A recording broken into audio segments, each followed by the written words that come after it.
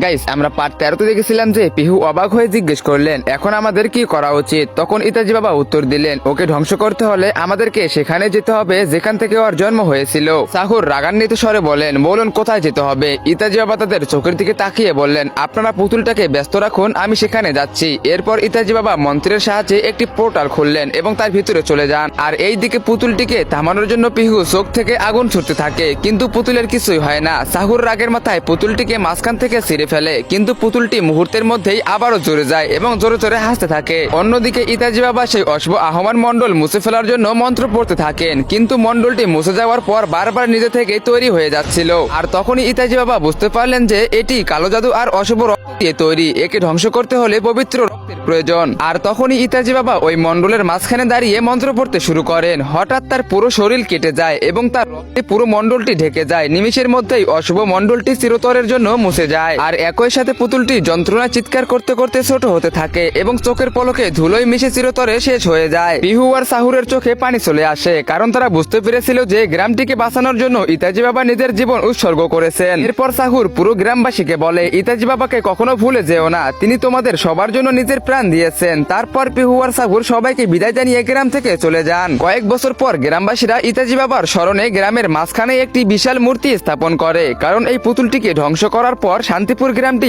আবারও আগের মতো শান্ত ও সুখে ভরে উঠেছিল।